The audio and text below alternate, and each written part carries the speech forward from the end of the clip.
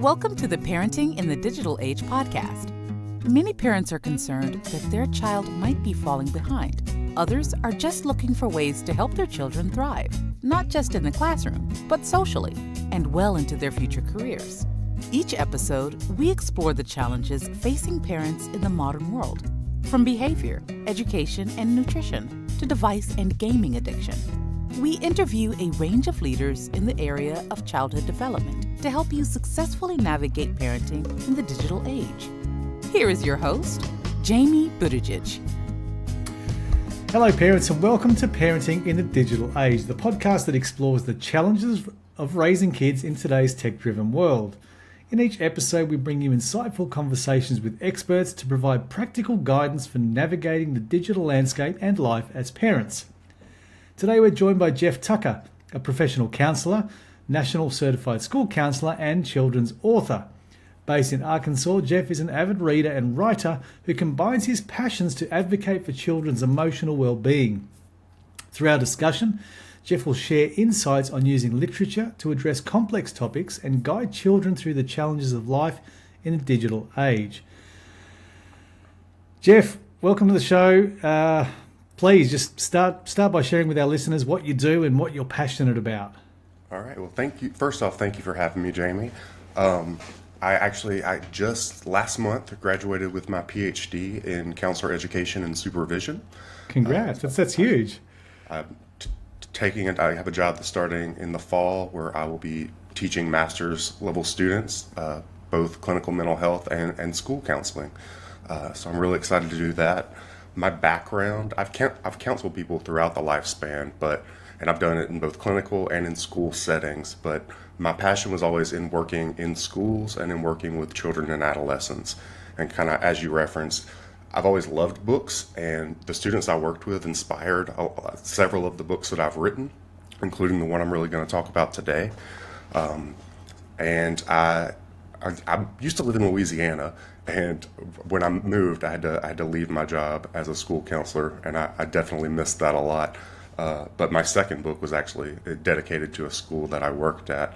But education and mental health in children and adolescents is really what I strive to promote through everything that I do, both as a professional counselor, educator, and as an author. Yeah, fantastic. So in doing some of the pre-show research, I checked out your website and some of the books. And so maybe a question to sort of frame this up for some of our listeners is, how did your early experience with a book on grief shape your belief in the power of literature to impact children's lives? All right. When I was in kindergarten, it was May of the early 90s, my great-grandmother passed away, and that was the first kind of experience with death that I ever had. And one day, after all the other students had went to recess, she asked me to stay back. And she told me that she had heard what had happened, that she was very sorry, and she hugged me and she shared with me two books that were both about a young boy losing his grandparents. And we went through those books together. And then she told me to go home and read them with my parents and talk about them.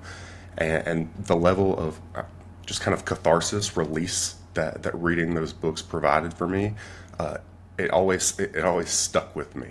And so whenever I became a counselor, I started incorporating literature into my counseling, and I saw the power that it could have in students' lives that way. And that's what led me. Certain things would come up in the schools, and I'd be looking for a book that addressed it, and I couldn't find one. And then I attended a conference, and Julia Cook, who's a children's book author, gave a speech on how she went about getting established, and I was like, maybe I can do this. So I submitted a manuscript to a publisher called Boys Town Press, and that was kind of all she wrote. I've been writing books for them ever since. Fantastic. That's a wonderful journey, and it's wonderful to see that books can be so transformative and so helpful for kids at all ages. You said something interesting there about finding these sorts of books. So, for parents who are specifically looking for books to help their child's growth and development, books that can help kids, form solid values and behaviours. Like, I haven't seen a website, but is there a website? Has somebody curated a place where parents can find these sorts of wholesome books specifically? I know maybe you don't know the answer to that, but there should be if there's not. I will say there is one reference. It's not directed explicitly to parents, but Chi Sigma Iota and the website CSI slash net.org.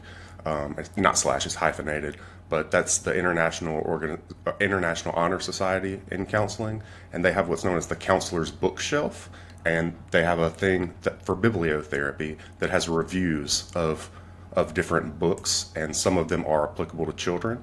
So parents could go through that as a resource to find some books that may be germane to the issues that their children or their tweens are dealing with. That's super helpful. Can you just read that out again for me? What is that website? It is csi-net.org. We'll put that in our show notes. We'll have Marianne, our helpful editor, put all that together for us. Okay, so look, I kind of ask this whenever I interview someone who is an author, but how can parents address potential resistance or disinterest in reading among children who are heavily influenced by digital media and entertainment? Kids are so fixated by screens and not necessarily screens being the issue, but the addictive nature of social media. So how can parents help their kids get more attuned to books? Start nurturing reading from the very get-go. Don't try to put Moby Dick in their hands when they're 3. Let them have comic books. Let them read the backs of cereal boxes, whatever strikes their interest. Trying to force them to read stuff that they're not passionate about is just going to give them kind of a distaste for reading very early on. Books that they're interested in. Let them read anything that they're passionate about. And there's plenty of good information online. If there are e-readers, if they get more excited about something like that. But there are plenty of other ways that they can consume literature or even like self-help type literature than just a standard here's a book, sit down and read it for 2 hours or something like that. Yeah, and that's an interesting point you make. Like for those who maybe learn differently or are neurodiverse, I know I consume I love knowledge and I love reading, but I listen to my books. And my wife is an avid book reader, prefers to feel and smell and to read the books. And so, just try those different modalities for parents, because it's just not that your kids may not be interested, it's just that they may be wanting to consume that information in perhaps a different way. You're Okay. 100% correct. I have recommended audiobooks before, and even for the youngest clients that I worked with, we would use things like fairy tales, folk tales, and I remember like The Boy Who Cried Wolf. We watched a YouTube animation video of it, and they really responded to that. So Yeah, great. Yeah, that's another great example. YouTube. That's certainly a great way parents can get that information, and it's accessible to them and available. On the flip side, this might be an interesting question. How can parents maybe leverage technology and digital resources? How can are there any great ways to use technology to enhance the benefits of literature or support their children's mental health? What do you recommend as healthy screen time? I think that depends on the developmental level of the child. All 10-year-olds are not the same across the board. Some have a higher maturity level, some don't. Some you can trust to sit there and do their homework online, and some you're going to have to check on them every now and then because they're going to have about 18 different tabs open. So it's really about taking the time to know your child. In most research, some people will say I have this specific learning style, so I'm an auditory learner and that's it. We do have preferences that we lean into. But most research shows that we learn best when we are hit with the information through all of our senses, so that we have an opportunity to read it, hear it, see it, kinesthetic, really engage with it, touch it. So any way that you can leverage technology to do that, to present it to them visually and for them to hear the material and engage with it in different ways. As far as going back to your original question, as far as screen time goes, if it's leisure screen time, it's hard to mandate when we carry a computer around in our pockets 24/7. I would probably limit it to no more than an hour. But part of that is more is caught than is taught. So parents and educators, if kids see you on your phone all day and that you're playing on TikTok and Facebook and Instagram, but you're telling them not to, you're going to be met with some resistance because you're not modeling the behaviors that you want to see in your children and your adolescents. Yeah. Well made point there, Jeff. Another thing I like to recommend to parents in terms of healthy screen time. No secret, kids coding, but I'm a bit biased on that point. But a great free at-home resource parents can leverage is Scratch. Just using Scratch coding, scratch.mit.edu, and there are some free tutorials. But it's a great way to get kids to develop problem-solving skills, critical thinking skills, build some resilience, foster creativity. In the form of learning to code through just block coding, some simple computer programming. And really it's helping to future-proof those kids. But you can use Scratch coding to tell stories. So for those who may not be that interested yet in reading, or you're trying to foster a love of reading, and your kid has maybe an unhealthy obsession with screens, is maybe leverage that. So, instead of allowing them to play passive screens like, say, gaming or social media, have a look at this Scratch website, go through some of the tutorials, teach kids to give them some skills, but then ask them and challenge them to maybe tell a story about what happened in their day through an animation using Scratch coding. It's a really powerful tool that parents can also leverage. And it's great for neurodiverse kids. So I love that. Can I add something really quickly? Oh, please do, please. Before you're really fostering that love of reading, you're fostering that love of stories. Because most of us conceptualize our lives in the form of a story, and we're the main character, and everybody's always going through something. So sit down with your kids. You can make up stories together. You can encourage your child to make up stories to tell you at night. But if you foster that enthusiasm about storytelling, it's going to make reading easier later on. Yeah, we used to play a game in the car when my kids were younger, and I'd start off with the first line of the book. Once upon a time, there was a man who did this, and then my son would give the next line, and my daughter would give the next line, and we'd just go around the car until and there were tons of laughs, and it got silly, of course it does, but it's another great way to tell stories and to foster that creative spirit. What role can schools play? So coming back to your school experience in counselling, maybe what roles can schools or educators play in promoting mental health awareness or the power of literature for children? Well, first we'll go with mental health awareness. There's a dearth of school counselors in our schools. At least here in the U.S., we do not have enough school counselors. So it's really getting more boots on the ground, and school counselors are trained to provide social emotional learning for students, for all the students in the school. I didn't develop the entire curriculum because I kind of modeled it off of another one, but I would go to every class and I would give classroom guidance lessons, and we would have something like during. We have Thanksgiving in America in November, so November was all about gratitude, and I would go and we would talk about gratitude, and every morning somebody would speak on the intercom about something they were grateful for that day.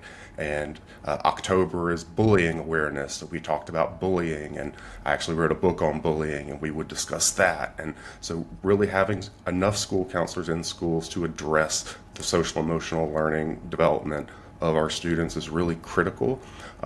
Teachers can also, because they're always going to see their teachers more than any counselor, teachers can model, their own emotional self-regulation and how they communicate with students, how they communicate with other people. Children are sponges, and they are absorbing everything that is going on around them at all times. So what we think they're not picking up, I guarantee you that they probably are. So we have to mind our own P's and Q's to see what we're putting out there. Because if they see us manage our anger by slamming doors and yelling and screaming, we seem like awful hypocrites when we tell them that that is inappropriate. And also normalizing children's emotions. We tend to kind of, whether it's unconsciously or not, let children we tell them anger and sadness, those are bad emotions. We don't want you to feel those. We want you to feel happy all the time. And if you're angry, there's something wrong. Anger anger is a normal human emotion. And instead of teaching them that it's bad or making them feel guilty for experiencing it, just normalize it and give them healthy skills to self-regulate and to work through that anger, rather than guilting them for being human. That's a good point. Maybe let's expand on that. So let's say I've got a child. Anger issues is probably the wrong word to use, but maybe displays anger a little too often, or frustration. How can I help my child? I don't know, let's say they're a preteen or something like that.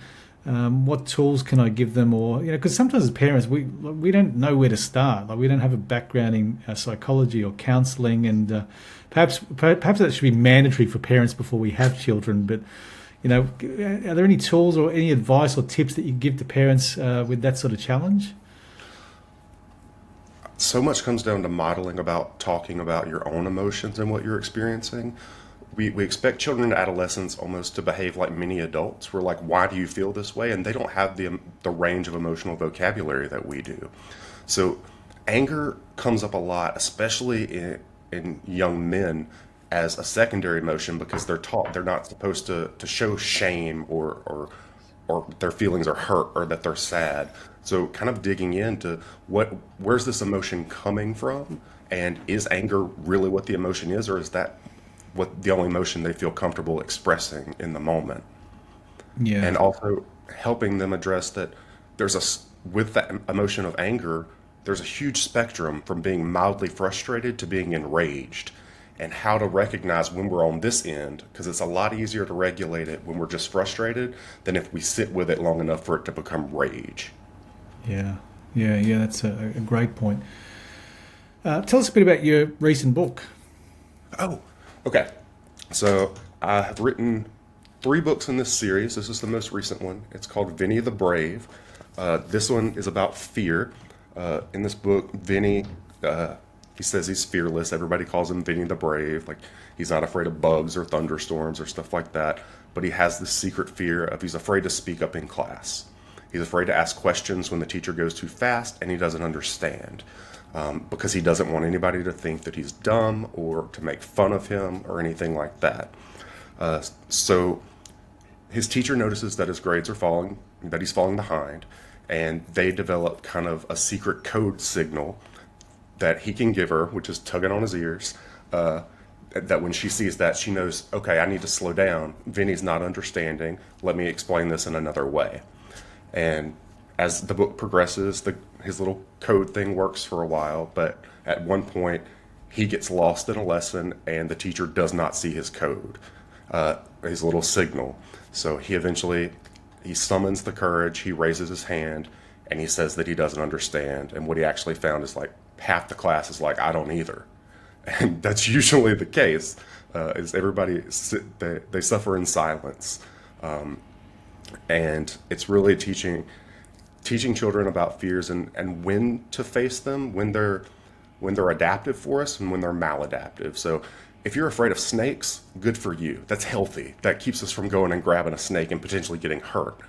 If you're afraid of speaking up in class, that can be maladaptive, because you may not be able to show up and be your best self and to do what you need to do within the school environment. So it's about recognizing when it's time to speak up, and also realizing that some of these are pretty universal, that you're not the only person experiencing these feelings, and sometimes you have to be the person in the room to speak up because there are other people who are just as afraid as you are. So that's kind of a synopsis of it. Yeah, that's a great theme, because it's something that I believe many kids face, that challenge of speaking up. My daughter is probably one of those, a little bit introverted and maybe afraid to speak up and just put a hand up and say what she's thinking and feeling. And we work on that as much as we can as parents. Again, but we don't always have the right tools. So I don't know, are there any strategies or any advice that you could give to parents, maybe on the topic of Vinny and facing fears? Like, how can they facilitate meaningful discussions around the book or around a topic? Well, I write, and you'll see in the book, I provide tips for parents and educators. And and I'll go ahead and share them. The first tip is reassure your kids that they're not alone. Let them know everybody gets scared sometimes, even you. Don't your children need to know that you're not fearless, and that adults have fears too. Two is help children distinguish between helpful and harmful fears. So kind of like I said, a healthy fear of dangerous things such as fire or animals like venomous snakes helps protect us by keeping us alert, but other fears such as speaking up in class or going to school, because some children are afraid to go to school, period, because they may be experiencing bullying or anything else. But some fears are harmful because they prevent us from becoming our best selves. Brainstorm small steps that can be taken first. So often taking small steps over time will allow kids to become more comfortable with situations they fear and provide opportunities for success, which will build their confidence to conquer bigger fears. So if your child is scared of the dark and refuses to sleep in the dark at night, you might start with letting them sleep with a lamp on, if that comforts them. Maybe after that, if the lamp has a dimmer setting, we take it a step dimmer. And then we gradually, maybe we go down to a nightlight. And maybe that's fine with both the parent and the child. So we've kind of taken them by steps instead of just, it's less jolting to go from having that light to being in the pitch dark. Explore and correctly label emotions. So some kids may be uncomfortable admitting they're afraid. They might choose to display another emotion such as anger. When children display a strong emotion, explore it with them and help them to label it accurately.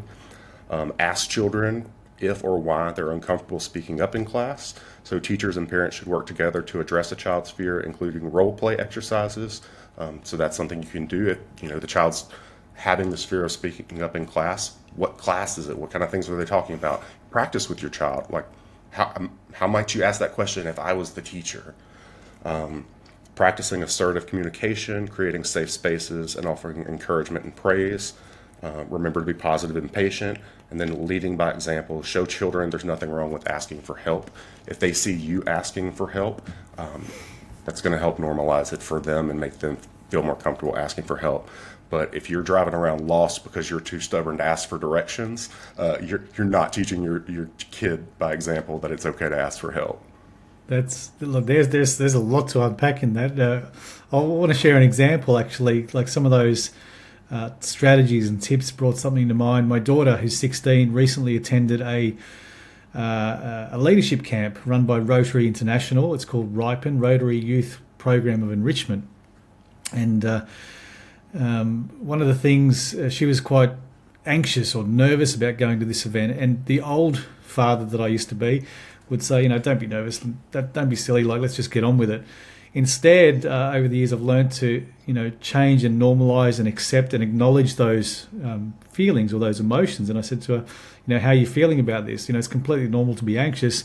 I get the same way when going to these sorts of events for the first time. And just rather than saying this feeling doesn't exist, it's okay. It's completely normal to be anxious because everyone else will be feeling the same way. Absolutely.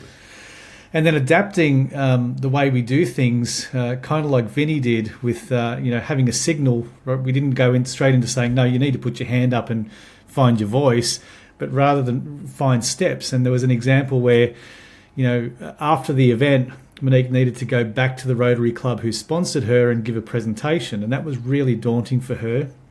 And so we were able to find a middle ground. And so what I did an interview via podcast like this that we presented at that meeting so that all the members could see the progress she had made. And it was a wonderful step instead of just forcing her out to do sort of public speaking in a much more meaningful way to her and to build her progress. So there are some wonderful tips that, and often we can flick past those as parents in the back of a book or the front of a book, but we need to stop and take the time because there is so much we have to learn as parents. So thank you for sharing those. Let's see. Well, here's an interesting one. Your view on the future, how do you envision the future of literature and books in promoting children's mental health? Is there a convergence of technology and books, or is it books will always have their place? I don't know. Is there some sort of revolution coming in the way that books are produced, or AI or augmented reality, or I don't know. What do you see as an author? You're in that space. Oh, that's an interesting question. I wish I could predict the future. I think it would be so cool because with so many books, they create these amazing worlds, and on the one hand, it really fosters a child's imagination for them to put that together in their mind. But it would also be really awesome to be able to do that via virtual reality and look around and see this world and experience it. Because there's a lot to be said for experiential learning, for really actually kind of, I mean, hearing and seeing what the author really intended to portray. I think that there's a place for that, because even in some children's books now, if you buy like the ebook version, the illustrations will move and stuff like that. And that can foster engagement. So I think there's always going to be a place for traditional paper books. That's some people, that's kind of their tried and true thing. I think the way that we engage with most forms of entertainment is going to entertainment and even like mental health resources is going to continue to evolve. Because even they're using virtual reality in therapy now, specifically clients with PTSD who may have experienced war trauma or something like that, can really help them work through that trauma in a setting that might resemble where their trauma stemmed from, but is safer to process because they know in the back of their mind this is safe and it's not really occurring. But there are a lot of, it's interesting, it's growing, and it's growing kind of exponentially. So it's hard to say in what direction it's going to go. And I think it can probably have both positive and negative effects, like most new developments can. Yeah. It's interesting. Like I'd love to see, with this whole generative AI, where I'm able to, right now it's pretty easy to describe an image, and AI can develop that image for us, or describe something in words, and AI can respond in words. But they're moving towards being able to have generative video. So in other words, I can describe a world or an environment, and then it can automatically and very quickly put that 3D world together.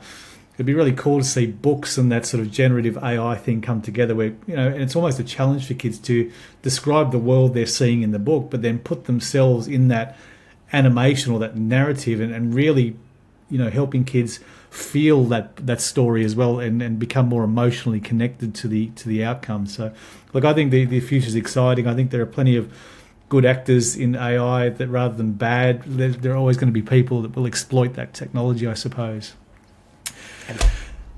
I could see it would be so cool for students to read something and be able to create their own worlds and actually be able to show it to their peers. And that helps reinforce that we all think differently. Just some things aren't right. Like I use optical illusions with students, where the picture, if you look at it one way, it's one thing, and if you look at it another way, it's another thing. And I'll ask students, like, what do you see? And they'll give different answers, and I'll be like, guess what? You're all right. I mean, and that blows their mind that people can have, this person can see this thing and this person sees this thing, but nobody's wrong. If they could be able to, if they designed a beach scene that they thought was comfortable and that they could go to when they were feeling anxious or something like that, and they could look at, the beach scenes created by their peers, and it kind of reinforces their own individuality too, and fosters a sense of self-efficacy. So you've got my wheels turning now. Good. That's what this is all about, an exchange, and helping our listeners and helping each other grow. Here's a fun question to sort of round off the podcast. We love to ask all of our guests this question. Let's say Jeff had a time machine and was able to go back to your 10 or 12-year-old self. What's one piece of advice that you'd give younger Jeff? Younger Jeff was a perfectionist. Bees still get degrees. Calm down. Enjoy recess. It's okay. I love that. That was, well, we used to, we didn't have B's in our university or college. It was P. The distinction was a D, or HD was a high distinction, and we used to go to university and sit in the cafeteria and say P's mean degrees. We just need to pass. So I'm not sure that's the thing I want to teach my kids, but hey, that's the way it was when you're young and crazy. Good advice, by the way. Good advice to your younger self. Jeff, how can people find your books? How can people get in touch with you? Share some. You can find my books on Amazon. You can find my books on my website, jefftuckerwrites.com. You can reach me at jefftuckerwrites@gmail.com. Jeff Tucker Writes is both my Facebook and my Instagram handle. Vinny's the third in the series. The first book is called My Name is Sammy and I'm No Snitch. And the purpose of that book is to help children understand the difference between snitching on someone and reporting dangerous behavior where someone could get hurt. The second one's called Amelia Understands Equity, and that one is about a student who feels like it's unfair that some students get different treatment, but has to learn that different students, different children need different things in order to thrive. And at the end of the book, it's an ending that I was proud of. She tells her mom to pull into a parking space, and her mom's like, "Oh, I can't park there." And Amelia's like, "Oh, because that space is for people that are handicapped." And her mom is like, "Yes." And she's like, "Oh, it's about equity." And her mom's like, "How do you know that?" And she's like, "Oh, I know all about equity." And then I have one standalone book. It's called Isaac the Instigator. And Isaac is an alligator who lives in a swamp who likes to stir up trouble between all the other animals. He likes to start fights, and about him learning kind of the meaning of true friendship in the process. So some powerful messages and that can really help our kids. Jeff, thank you for your time and generosity today. Thank you for making an impact through your work and books. Congrats on the PhD. You've got a wonderful road ahead of you, no doubt, and you'll continue to make much impact. Thanks for your time. Thank you so much, Jamie. Cheers, and bye for now. Bye. If you enjoyed the show, please connect with Jamie on LinkedIn or Instagram. You'll find links in the podcast description. Parenting in the Digital Age is sponsored by Skill Samurai, Coding and STEM Academy for Kids. Skill Samurai offers after-school coding classes and holiday programs to help kids thrive academically and socially while preparing them for the careers of the future. Visit skillsamurai.com.au.